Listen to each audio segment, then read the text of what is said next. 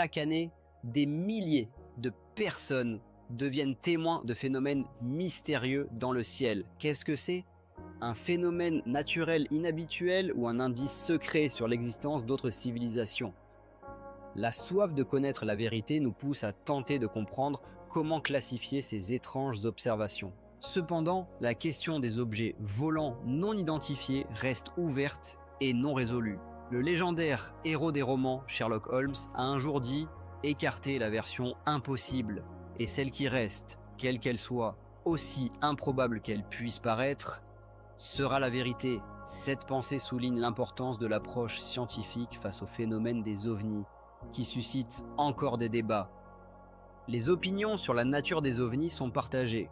Certains soutiennent la théorie de l'origine extraterrestre des objets, d'autres la nient complètement. Une telle contradiction complique les discussions sérieuses et l'exploration d'explications alternatives. En 1997, à l'initiative du millionnaire américain Lawrence Rockefeller, une conférence scientifique consacrée au phénomène des ovnis a eu lieu. À Poughkeepsie, dans l'État du New Jersey, des scientifiques renommés du monde entier se sont réunis. C'était la première tentative de discussion scientifique sur des phénomènes mystérieux depuis 1969, lorsque l'armée de l'air américaine a fourni ces données à un groupe d'experts pour analyse. Sous la direction de l'astrophysicien Peter Starek, la conférence a confronté les scientifiques à l'existence de phénomènes inexpliqués. Parmi les invités se trouvaient Mark Roediger et John Schwessler. L'objectif principal de la rencontre était de réexaminer le célèbre rapport Condon, qui dans les années 60 affirmait que le phénomène des ovnis ne méritait pas d'études scientifiques sérieuses. Peter Starek n'était pas d'accord avec cette position et cherchait à rassembler un groupe de scientifiques pour un examen objectif du phénomène des ovnis. Le deuxième objectif de Starek était de présenter au monde scientifique de nouvelles preuves d'observation d'ovnis.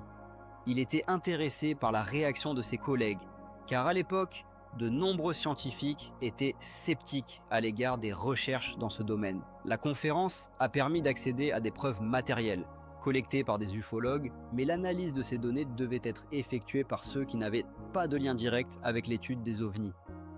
La conférence a mis l'accent sur des informations factuelles, et non sur des histoires inventées. Des photographies réelles, des enregistrements vidéo, des données d'expertise médicale et des analyses de sol ont été présentées. Dans le domaine de l'étude des ovnis, il existe de nombreux témoignages, mais la discussion de ces informations dans le monde scientifique est extrêmement rare.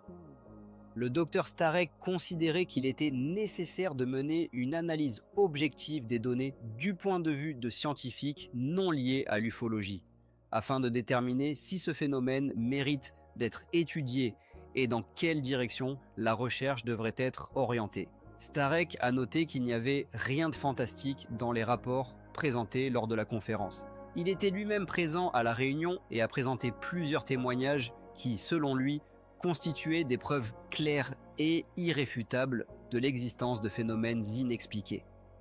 C'était une discussion sérieuse parmi des scientifiques cherchant à comprendre ce sujet controversé. Cependant, la principale difficulté restait de déterminer quelles données devaient être considérées comme la base de la recherche. Pendant de nombreuses années, l'ufologie s'était davantage consacrée à la collecte de rumeurs et de potins qu'à des recherches sérieuses, ce qui compliquait la recherche de faits substantiels. De 1991 à 1994, Nick Pope, un chercheur travaillant pour le gouvernement britannique, a eu accès à des documents conservés dans les archives du ministère de la Défense. Sa tâche consistait à évaluer la véracité des témoignages de témoins oculaires d'OVNI.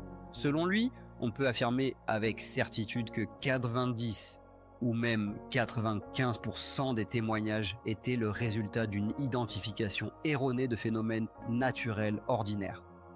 Souvent, les conditions d'observation étaient inhabituelles, où l'observateur était confronté pour la première fois à un certain objet ou phénomène naturel. Cependant, comme le souligne Pope, il restait toujours des faits qui ne pouvaient pas être expliqués si facilement. Cela concernait à la fois les recherches britanniques et américaines. Il se souvient de l'histoire du projet Livre bleu, en soulignant qu'il ne s'agissait pas de cas où il manquait des données ou des témoignages.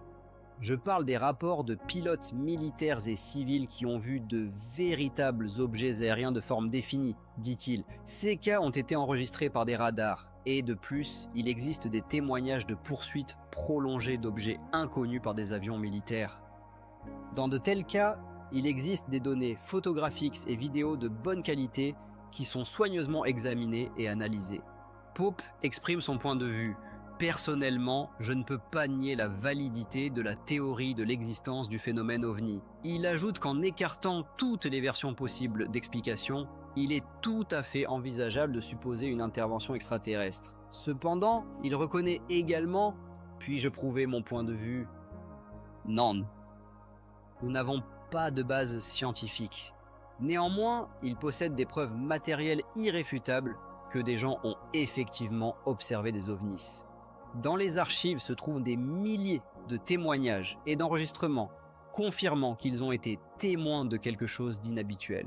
Pope souligne que l'affirmation selon laquelle tout cela est soit une farce, soit une réalité, est trop simpliste. La vérité, me semble-t-il, se situe quelque part entre ces positions, dit-il. Il reconnaît que dans la plupart des cas, ils sont confrontés à de faux témoignages qui résultent d'une méprise involontaire de l'observateur.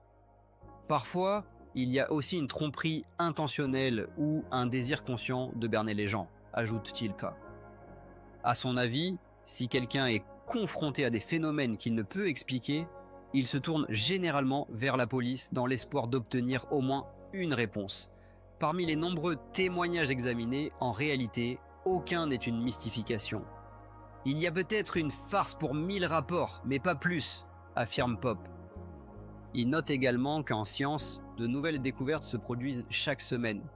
Il n'y a pas si longtemps, nous avons appris des variations de température dans les couches supérieures de l'atmosphère, ce qui pourrait expliquer certains cas d'apparition de lumières étranges dans le ciel, dit-il. Par conséquent, il existe toute une série de versions probables. L'une d'elles est la théorie extraterrestre, bien qu'elle comporte beaucoup plus d'hypothèses. Pope continue. Si l'on se penche sur les rapports des pilotes et les données des radars selon lesquels ces objets semblent se déplacer de manière ciblée, il est très tentant de croire qu'ils sont contrôlés par des êtres intelligents. Cependant, il ajoute qu'il est peu probable que cela puisse être qualifié de fait réel, c'est juste l'une des explications possibles. Malheureusement, les ufologues dans leurs recherches ne disposent que des données des témoignages et des témoins.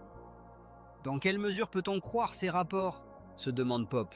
Les rationalistes, selon lui, ne prennent pas les témoignages verbaux en compte, les considérant comme non prouvés.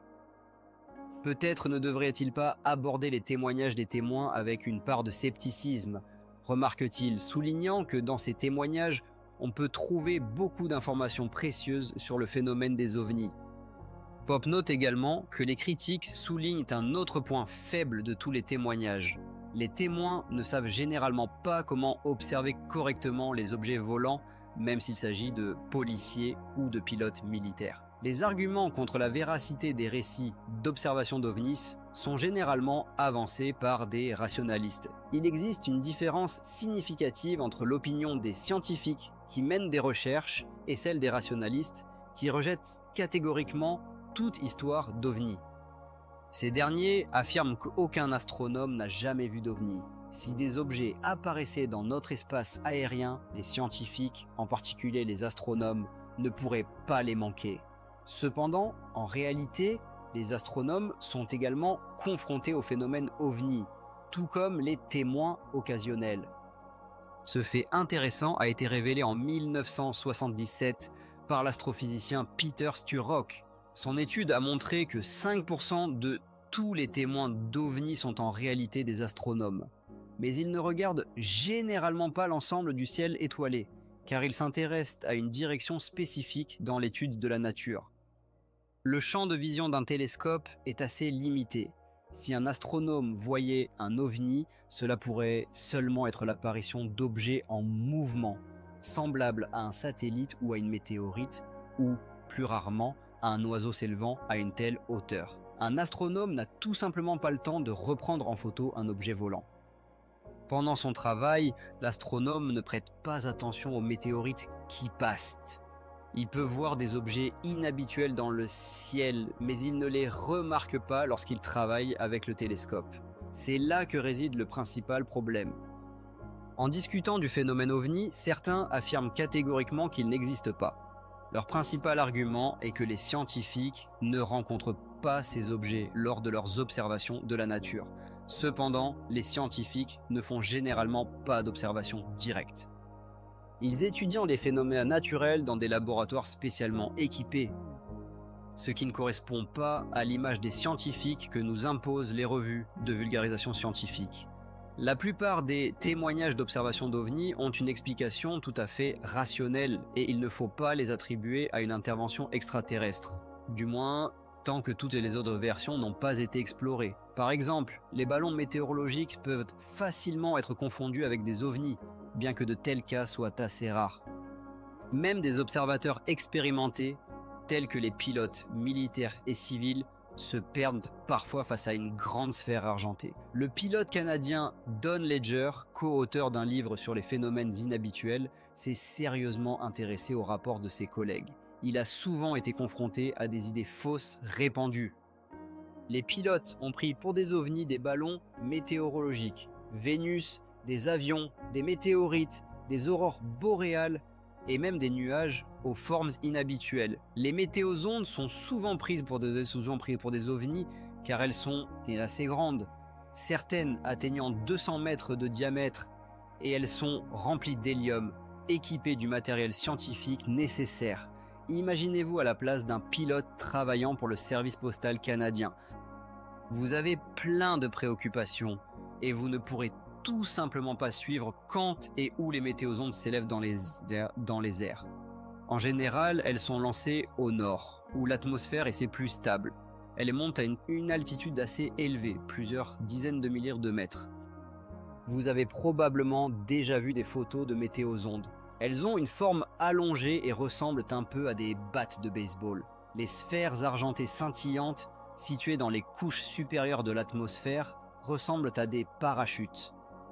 Lorsque les météosondes atteignent une certaine altitude, elles se gonflent à cause de la pression atmosphérique réduite et deviennent de gigantesques sphères argentées, scintillant sous les rayons du soleil. Cet éclat s'explique par les propriétés du matériau dont sont faites les sondes, qui réfléchit la lumière du soleil. Parfois, les météosondes restent dans les couches supérieures de l'atmosphère longtemps, pendant plusieurs semaines, et naturellement, les gens les prennent pour des ovnis. Je suis sûr qu'un grand nombre de témoignages sur les ovnis concernent précisément les météosondes. En réalité, les observateurs ne rencontrent pas si souvent les météosondes, car elles sont lancées dans la partie nord de la province de Québec, où le vent souffle principalement d'ouest en est, et ces sondes ne peuvent pas se déplacer, disons, du nord au sud. Les sceptiques devraient chercher des explications plus convaincantes que la simple concentration sur les météosondes. Sinon, cela signifie que ces dispositifs ont littéralement envahi notre espace aérien, ce qui est complètement faux. Certains témoins ont peut-être effectivement vu des avions. Ces machines sont généralement faites d'aluminium et peintes en blanc. Lorsque le soleil est à l'horizon, il peut créer des illusions où les ailes invisibles de l'avion deviennent difficiles à percevoir et seule une bande blanche dans le ciel devient visible. Si un avion est loin et qu'on n'entend pas le bruit des moteurs en marche, il peut facilement être pris pour un ovni. Parfois, même des planètes comme Vénus sont prises pour des objets volants non identifiés. Au Québec, les routes à un numéro pair vont d'est en ouest, tandis que celles à numéro impair vont du nord au sud. De nombreuses personnes se déplacent entre Montréal et Québec et peuvent observer Vénus se levant à l'ouest. Cependant, si quelqu'un voit Vénus au nord, ce sera un signe clair d'erreur. Parmi toutes les planètes, c'est Vénus qui est le plus souvent prise pour un ovni. Ainsi, les gens peuvent à tort confondre à la fois des avions et des planètes avec des objets volants non identifiés. C'est tout à fait vrai. Mais les ballons météorologiques ne peuvent pas expliquer tous les cas comme on essaie de nous le faire croire. Au printemps 2002, un homme d'affaires de Montréal a filmé une vidéo curieuse. tôt le matin, il a capturé un étrange objet dans le ciel clair. Cependant, l'expertise a montré que cet objet inhabituel n'était rien d'autre qu'un simple avion postal se posant sur l'aérodrome le plus proche. Parfois, les raisons des erreurs peuvent être expliquées de manière assez simple. L'officier Nelson Jean de la police de la province de Québec se souvient d'un cas d'apparition d'OVNI.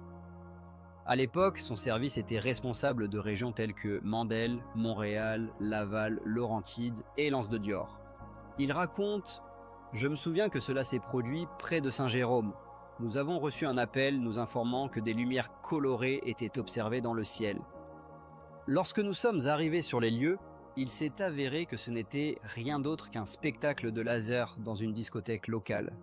Quelqu'un a accidentellement ou intentionnellement dirigé un laser directement vers le ciel et les habitants ont décidé que c'était quelque chose de cosmique, peut-être un ovni et un signal d'extraterrestre. En plus des spectacles de laser, des avions et des ballons météorologiques, il ne faut pas oublier que dans l'atmosphère, divers types de débris spatiaux apparaissent souvent, qui passent en orbite terrestre. Il y a quelques années, un phénomène similaire a été observé en France.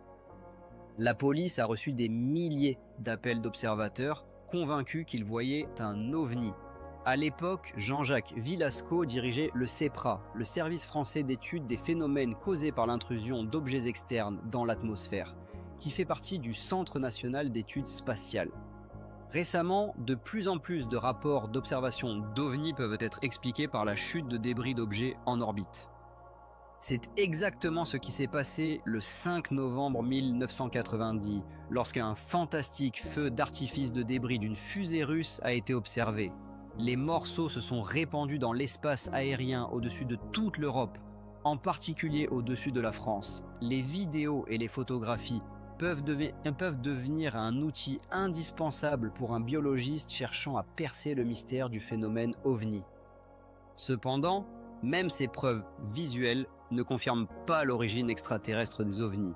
Il n'est un secret pour personne que les technologies informatiques modernes permettent à quiconque de créer des montages vidéo, ne cédant en rien à la qualité des professionnels d'Hollywood. Le nom de l'expert qui collabore avec le Centre national d'études spatiales est assez bien connu parmi les photographes.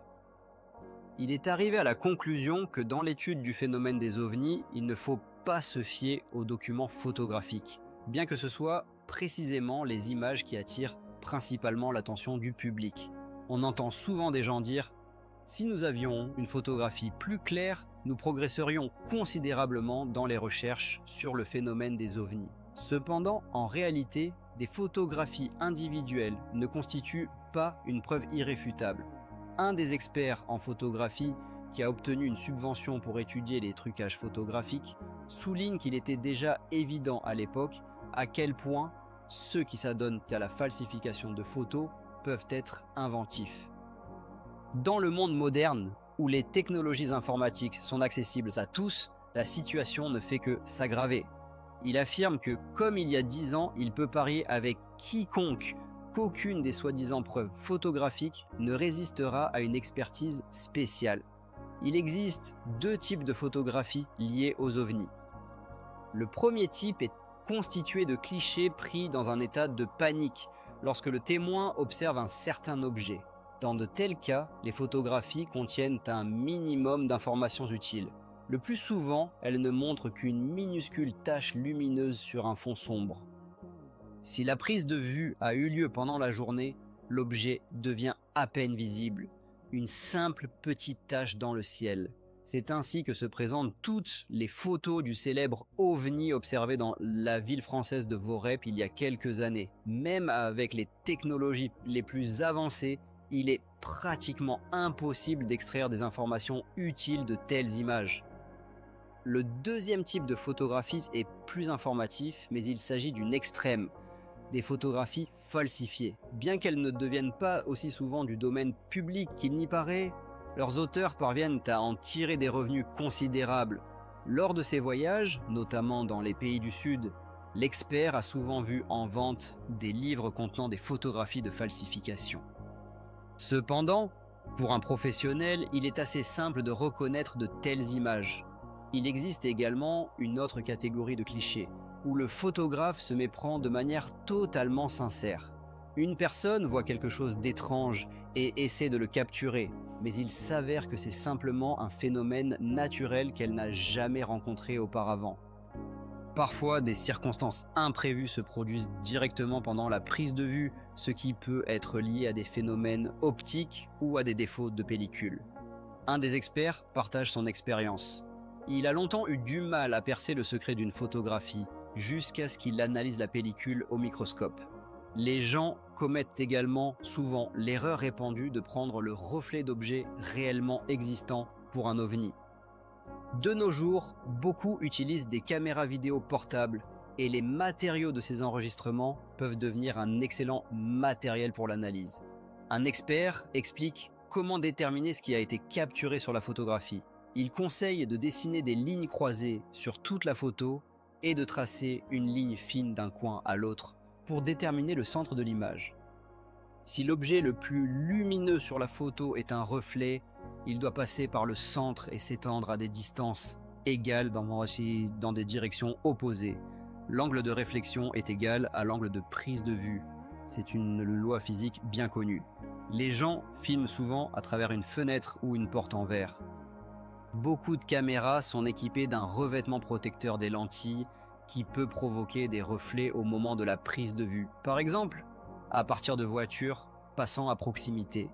Le photographe lui-même peut ne pas s'en rendre compte. Si, au moment de la prise de vue, une voiture passe, elle peut projeter un éclat sur l'objectif et sur la photo apparaît une petite tache mystérieuse. Le photographe décide alors immédiatement qu'il a réussi à capturer un véritable ovni. Cela arrive assez souvent. L'expert souligne qu'il ne veut pas affirmer que tous les cas sont liés à des reflets accidentels. Mais avant de convaincre la presse qu'il a réussi à photographier une soucoupe volante, il convient de s'assurer qu'il n'y a pas de reflets sur les images. Ce n'est qu'alors qu'on peut considérer qu'il a réellement capturé quelque chose d'inhabituel. Dans ce cas, il faudra analyser soigneusement la photographie, prêter attention à la couleur de l'objet, estimer la distance approximative jusqu'à lui, essayer de déterminer sa taille et peut-être son poids. Parfois, des objets optiques non identifiés deviennent la cause de discussion sur le phénomène OVNI. Au début des années 90, des photographies de disques inhabituels avec des bords dentelés, ressemblant au symbole du légendaire héros de bande dessinée Batman, sont apparus. Selon des témoins, ces disques mystérieux sont apparus pour la première fois dans le ciel au-dessus de la Belgique, puis en Espagne et enfin aux États-Unis. Cependant, peu après, les amateurs de mystère ont été confrontés à la déception lorsque l'on a découvert que les images d'objets lumineux étaient en réalité le résultat de prises de vue effectuées hors de la mise au point. Les caméras vidéo portables venaient à peine d'apparaître sur le marché et beaucoup de gens ne savaient pas encore comment les utiliser correctement. En parlant d'images visuelles, il convient de noter que notre planète est constamment sous la surveillance de nombreux satellites qui prennent chaque jour des centaines de photographies de la Terre. Mais sur ces images, rien ne peut être identifié comme un ovni. Il existe une idée reçue selon laquelle si des ovnis volent réellement autour de la Terre, nous devrions tôt ou tard les voir sur des photographies satellites. Cependant, les partisans de cette opinion oublient que les satellites distants orbitent autour de la Terre toutes les 90 minutes, à une altitude comprise entre 800 et 950 km. Tout ce que nous voyons sur les images satellites, ce sont des milliers de minuscules points sur une immense surface. Même si 100 ovnis imposants atterrissaient simultanément sur Terre, leur vol ne pourrait pas être capté par un satellite. Nous avons affaire à un phénomène inconnu, et certains cas sont tout simplement inexplicables. Du moins, cela semble être le cas à première vue. Mais le fait que nous ne puissions pas immédiatement identifier un objet ne signifie pas que des êtres extraterrestres nous rendent en visite. Le terme OVNI n'implique pas nécessairement un vaisseau interplanétaire. Il y a quelques années, Jean-Pierre Farabaud, ingénieur au laboratoire de physique de l'Institut Polytechnique français, a écrit un livre intitulé « Armes volantes non identifiées ». Une des explications possibles du phénomène OVNI réside dans l'existence de technologies militaires secrètes. Un agent de la CIA a même rédigé un rapport affirmant que dans la plupart des cas inexpliqués, les ovnis sont en réalité des avions de reconnaissance connus sous le nom de U-2. En effet, certains exercices avec des avions U-2 ont coïncidé dans le temps et l'espace avec des observations d'ovnis, mais selon les experts, cela ne représente qu'un petit pourcentage des cas enregistrés. Il est connu que le premier vol en U-2 a eu lieu en 1955, tandis que des témoignages constants sur les ovnis datent de 1907. Cette explication ne s'applique qu'à quelques faits connus, surtout compte tenu de l'énorme altitude que ces avions peuvent atteindre. À de telles altitudes se déclenche ce que l'on appelle l'effet Rialto. L'avion a une forme allongée, mais à la lumière du soleil, il peut être pris pour un objet de forme ronde. Mais comment alors expliquer les témoignages enregistrés avant l'apparition des avions U-2 ? Que voyaient les témoins au cours de toutes ces années ? Il existe d'autres types d'avions qui peuvent également être confondus avec des ovnis. Ils sont apparus plus tard et se distinguent par leur vitesse et leur altitude de vol énorme.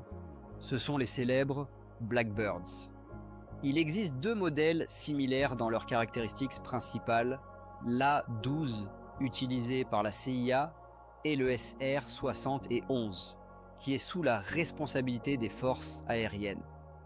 L'A-12 a effectué son premier vol en 1962, donc son apparition ne peut pas expliquer des témoignages antérieurs sur les ovnis, bien qu'il ait certainement été pris pour un objet extraterrestre à de nombreuses reprises. Pendant que les ingénieurs de la société aéronautique Lockheed développaient l'avion de reconnaissance U-2, le département technique de l'US Air Force travaillait sur un projet encore plus ambitieux, nommé Scarabée argenté. L'objectif était de créer un objet volant de forme arrondie avec un décollage vertical, capable d'atteindre une altitude de jusqu'à 24 000 km et de développer une vitesse dépassant 3 fois celle du son. Le développement du projet a été confié aux ingénieurs de la société canadienne Avro, connue pour la création du chasseur supersonique toutes conditions Flèche SF-105. L'Avrocar est devenu le nouveau projet d'ingénierie de cette entreprise, qui s'était déjà fait un nom sur le marché. Le projet était financé par le gouvernement canadien, mais n'a jamais été entièrement réalisé et a finalement été abandonné. L'objectif principal était de créer un appareil de forme arrondie, capable de décoller verticalement et de se déplacer dans toutes les directions dans les airs. Mais l'Avrocar n'était pas le seul projet de ce type. Des développements similaires étaient en cours en Allemagne après la Seconde Guerre mondiale. Malheureusement, le financement de la part du gouvernement canadien a cessé à mi-parcours, et l'Avrocar n'a jamais pu prendre son envol. Son instabilité pouvait représenter un danger pendant le vol. En 1961, le projet Scarabée argenté a été suspendu, et l'un des deux modèles créés se dresse toujours comme un monument près de l'école de transport militaire des États-Unis en Virginie.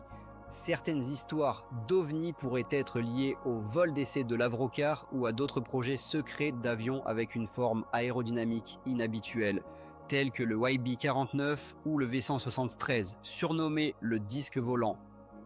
Au cours des dernières années, des témoins d'objets volants non identifiés ont pu observer les vols de bombardiers stratégiques B-2 ou F-117, qui se distinguent par leur forme inhabituelle. Les rumeurs concernant des témoignages récents de Inoa ont également été expliquées par des essais du tout dernier armement ultra secret prétendument développé dans la légendaire zone 51.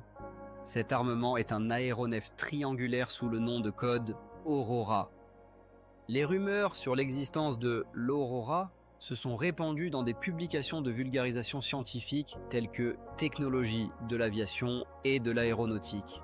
En 1990, un des numéros a publié un article dans lequel plus de 40 sources militaires autorisées confirmaient l'existence de l'Aurore, affirmant que cet avion était capable d'atteindre une vitesse 5 ou même 8 fois supérieure à celle de la lumière à une hauteur incroyable, inaccessible pour le Blackbird. Au début des années 90, on discutait activement d'un nouveau phénomène, appelé tremblement de ciel. Ce phénomène, semblable à un tremblement de terre, se produisait dans l'air et commençait au-dessus de l'océan Pacifique, se dirigeant vers la zone 50 et 1. Il se produisait chaque jeudi matin, toujours à la même heure. Expliquer ce phénomène était difficile, tant du point de vue des phénomènes naturels que du point de vue de l'intervention d'une intelligence extraterrestre. On ne comprenait pas pourquoi cela se produisait précisément les jeudis.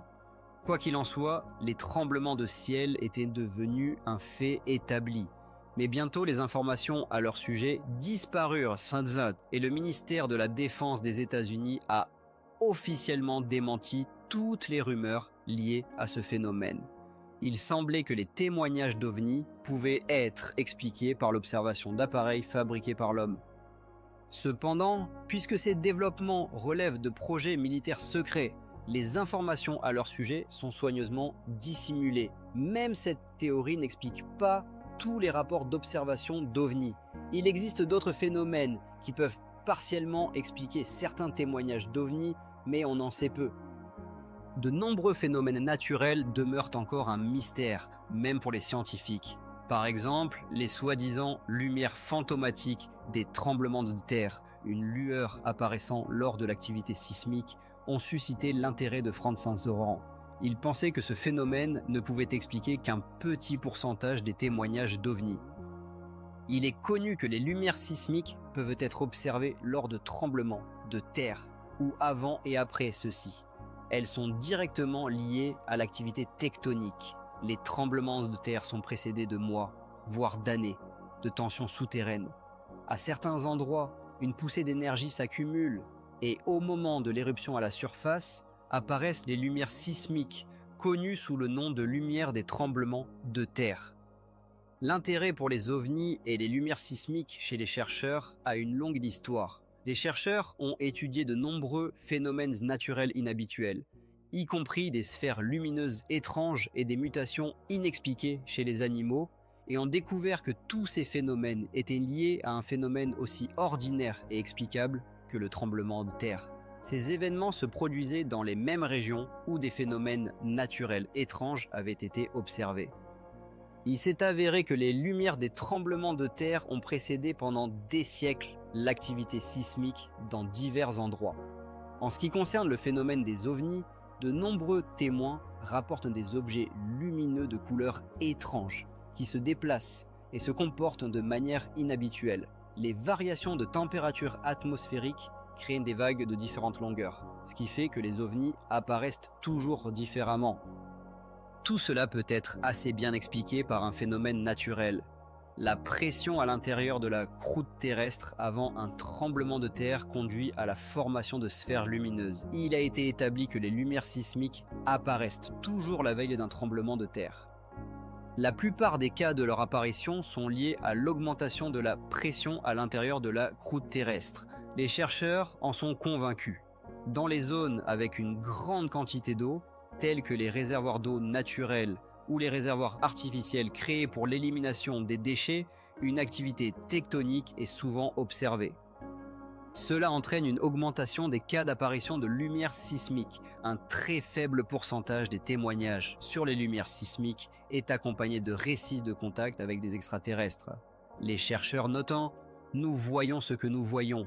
Un puissant champ électrique qui se forme produit une lueur qui se reflète dans le ciel. Dans les années 60 et 70, les scientifiques ont tenté d'expliquer ce phénomène naturel, ce qui a conduit à l'émergence de plusieurs théories. Certaines d'entre elles ont étudié les lumières sismiques dans des laboratoires, mais toutes leurs hypothèses n'expliquaient que partiellement ce phénomène. Ces théories sont difficiles à qualifier de parfaites. Des recherches sérieuses sur les lumières sismiques ne font que commencer, mais certaines choses sont connues avec certitude. Par exemple, la tension tectonique qui se produit peu avant un tremblement de terre se propage à la surface de la Terre de la même manière que le tremblement de terre lui-même. Cela s'accompagne de phénomènes inhabituels, lumière sismique ou sphères lumineuses. Sous terre, un bruit inhabituel peut être entendu que seuls les rats et les chiens peuvent percevoir. Parfois, l'air au site du tremblement de terre est imprégné d'une odeur étrange. À certains moments, une baisse de température locale, connue sous le nom de phénomène de Paltillas, ou au contraire une augmentation de la température, peut entraîner des incendies spontanés. Si quelqu'un se trouve la veille d'un tremblement de terre, ces forces mystérieuses peuvent agir directement sur son cerveau, provoquant un état de choc. Des études ont montré que l'apparition de lumière sismique est toujours accompagnée d'autres phénomènes paranormaux. Poltergeist, rassemblement d'animaux en troupeau, incidents domestiques inattendus et étrangetés dans le comportement des gens, tels que des ampoules grillées et des pannes de générateurs, peuvent être liés à ces phénomènes. Le nombre de suicides peut également augmenter et un état dépressif peut survenir. L'étude du phénomène des lumières sismiques ne fait que commencer, mais certains scientifiques ont déjà proposé leurs explications possibles. L'un d'eux est le professeur de physique de l'Université de San José en Californie, Friedman Front. Les chercheurs l'ont rencontré par hasard, et il a formulé une théorie et créé un modèle pour expliquer le phénomène des lumières sismiques. Sa version a semblé à beaucoup très intéressante, et certains ont également tenté de trouver une explication à la raison pour laquelle les lumières n'apparaissent pas à chaque tremblement de terre. Dans sa théorie, le scientifique s'appuie sur une découverte faite il y a quelques années. Il affirme que sous la surface de la Terre se trouvent des roches enflammées, qui constituent la base de la croûte terrestre et agissent comme des porteurs de charges énergétiques. Sans entrer dans des explications scientifiques complexes, il déclare simplement avoir découvert certains porteurs de charges qu'il a appelés paires électron-trou positives. Lorsque l'activité tectonique ne se manifeste pas, ces porteurs de charges sont au repos. Cependant, la veille d'un tremblement de terre, ils deviennent assez actifs. Dans son laboratoire, le scientifique a calculé que ces charges atteignent une vitesse allant jusqu'à 300 mètres par seconde. Une vitesse incroyable. Ainsi, au moment où le tremblement de terre commence, les charges se déplaçant rapidement peuvent remonter à la surface de la Terre. En électronique, il existe un concept de courant de trou qui entraîne une augmentation du champ électrique maximal. Lorsque ces charges jaillissent à la surface, elles créent des ondes électromagnétiques de différentes longueurs qui, à leur tour, forment un champ électrique puissant à la surface de la Terre. Le scientifique a calculé qu'en conditions idéales, disons à la surface d'une montagne, la puissance d'une telle charge peut atteindre 1 million de volts par centimètre carré. Impressionnant, n'est-ce pas? Lorsqu'un champ électromagnétique de cette puissance se forme, l'air devient conducteur et des éclairs de lumière brillants sont visibles dans le ciel. Lors d'une conférence à Poughkeepsie en 1997, les scientifiques sont parvenus à une conclusion précise. Il n'est pas possible de trouver une seule explication à tous les témoignages de Menelo. Gersinger de l'université Laurentienne à Sudbury souligne que lors de l'étude du phénomène des ovnis, il ne faut pas adopter une position de foi ou de non-croyance envers les phénomènes inexpliqués. Un des principaux principes scientifiques est de ne pas coller d'étiquette, car tout phénomène était multiforme. Il donne un exemple simple. Au XIXe siècle, les médecins décrivaient sous le même terme plusieurs maladies, telles que la pneumonie, la tuberculose, le rhume, la grippe et le cancer du poumon, les regroupant car toutes étaient liées aux organes respiratoires. Si la pénicilline avait été inventée à l'époque et que les médecins avaient commencé à traiter tout le monde avec, seuls les malades de la pneumonie auraient eu de la chance. Cela souligne le danger des étiquettes généralisantes, ce qui s'applique également au phénomène des ovnis. Aujourd'hui, ce phénomène englobe de nombreux cas inexpliqués, dont la plupart sont associés à des phénomènes naturels ayant une explication scientifique. Cependant, il y en a aussi qui ne peuvent pas encore être expliqués, et cela doit être pris en compte. Personne n'empêche d'étudier même ces phénomènes inexpliqués. Un des postulats de la science stipule que nous devons envisager toutes les versions possibles. Les ovnis sont devenus une sorte d'étiquette. Le scientifique affirme que dans le cas des lumières sismiques, on peut être sûr à 80% qu'il s'agit d'un phénomène naturel lié à l'activité sismique de la croûte terrestre. Les autres 20% ouvrent la voie à diverses interprétations. À l'avenir, il est possible que nous rencontrions de nouveaux phénomènes et des événements paranormaux, et il n'est pas exclu que nous soyons confrontés à des rencontres avec une intelligence extraterrestre. Comme il l'a déjà dit, nous devons envisager toutes les explications possibles. Cependant, il convient de reconnaître que la science ne consacre pas l'attention nécessaire à la question des ovnis. Plusieurs raisons expliquent cela. Tout d'abord, il y a les éternels problèmes de financement des recherches. Les structures commerciales sont réticentes à investir dans l'étude des phénomènes ovnis. Pas d'argent, pas de recherche. Mais un problème encore plus grave est l'attitude biaisée des scientifiques à ce sujet. Ils soutiennent que si les ovnis sont réels, alors il existe des vaisseaux interplanétaires. Et puisque les voyages interstellaires sont impossibles, tous les témoignages d'ovnis ne peuvent pas être vrais. Cependant, dans toute recherche, l'observation précède l'émergence de la théorie. Comme l'a dit Robert Leighton, l'un des pionniers de la physique moderne, si quelque chose se produit, cela signifie qu'il existe des possibilités pour cela. Le fait de l'existence des ovnis ne peut être nié, mais il n'est pas possible de trouver des explications à tous les témoignages. La question de savoir si les objets volants non identifiés sont le résultat d'essais d'armes secrètes, de phénomènes naturels encore inexplorés, ou peut-être de rencontres avec des extraterrestres, reste ouverte. À ce jour, il n'y a pas de réponse certaine à cette question. La position de la police est qu'il est nécessaire de manifester un intérêt pour obtenir des résultats dans le cadre d'une enquête réussie. Cependant, comme le souligne l'un des participants à la conférence, les scientifiques n'ont pas pris au sérieux les résultats des discussions qui se sont tenues à Poughkeepsie. Cela n'a pas été une surprise, car les scientifiques ont toujours abordé le sujet des ovnis avec méfiance. Récemment, l'un des chercheurs a effectué une vérification au Centre national d'études spatiales, où il a rencontré des scientifiques éminents. Il a été frappé par leur position. Pour un véritable scientifique, seule la réalité est ce qui peut être reproduit dans des conditions de laboratoire. Si tous les grands esprits adhèrent à ce point de vue, la science, selon lui, elle est vouée à l'échec.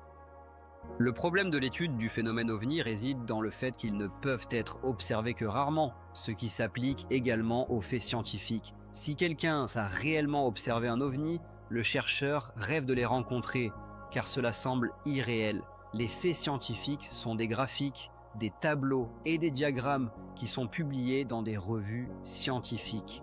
Et ils ne peuvent pas être vus de ses propres yeux. Par exemple, un nuage est un phénomène scientifiquement justifié, mais il n'est devenu tel qu'après étude. Les faits scientifiques ne surgissent pas de nulle part. Les pommes tombaient des arbres depuis des siècles, mais personne n'y prêtait attention jusqu'à ce que la loi de la gravité soit découverte. Newton a été le premier à remarquer ce phénomène, bien que l'histoire de la pomme ait probablement été inventée. Ainsi, un problème évident se pose. Pour qu'une chose devienne un fait scientifique, les scientifiques doivent l'examiner dans un certain contexte. Et d'ici là, la question demeure: comment intéresser les scientifiques au phénomène ovni? Peut-être vaut-il mieux reformuler le problème, car le terme même ovni repousse ceux qui rejettent délibérément la possibilité de son existence. Cette question reste ouverte et dans le prochain programme, la conversation sur le phénomène mystérieux des ovnis sera poursuivie alors que nous tentons de jeter un œil sur notre avenir.